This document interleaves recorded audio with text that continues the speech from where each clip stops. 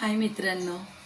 तर आपण आज ह्या व्हिडिओच्या माध्यमातून एक विषय असा घेऊया की कधीतरी आपल्या नात्यांमध्ये असं कोणी आहे का हो की ते आपल्याला खूप जवळचे आहेत आणि खूप आपल्या सुखदुःखांमध्ये पडलेले असतात, खूप आपल्या वेळेला ते वेळ देऊन गेलेले असतात आणि मध्येच खूप जीव लावल्यानंतर काहीतरी असा गॅप होतो आणि आपल्याला असं वाटतं की ते पण कुठेतरी आपल्या जबाबदाऱ्यांमध्ये गुरफटलेले असतील आणि आपल्याही पाठीमागे भरपूर असा व्याप असतो. त्याच्यामुळे मग आपण असेच बिझी राहतो. पण कधीतरी असं होतं का की आपल्या कुटुंबामध्ये सुद्धा असं होऊ शकतं की बहीण भावंडं आहेत, आपल्या परिवारामध्ये, बाहेर आपल्या नातेवाईकांमध्ये असं होऊ शकतं की एखादी व्यक्ती एवढी जीव लावणारी एकदमच ती दिसायची बंद झाली, बोलायची बंद झाली, तिचे कॉल यायचे बंद झाले. खूप जीव लावलेला आहे अगदी. पण माहीत नाही आता योगच येत नाही त्यांच्याबरोबर तेवढा वेळ काढून एकमेकांना वेळ देण्याचा. तर अशी कुठली व्यक्ती आठवते का?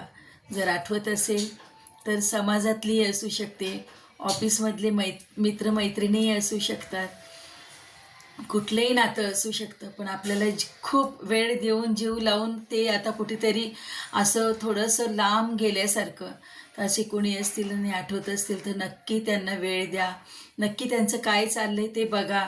नक्की त्यांना खरंच त्यांना कॉल करा, विचारा काय चाललं आहे.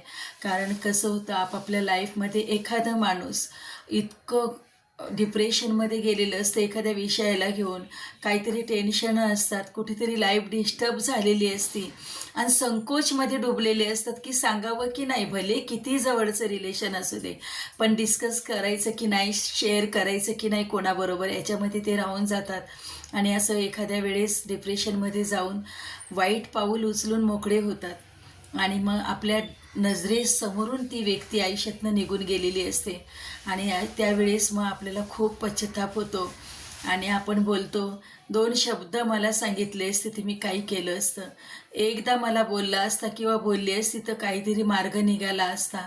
पण मग ते सगळं तो तर आयुष्यातनं ती व्यक्ती निघूनच गेलेली असते.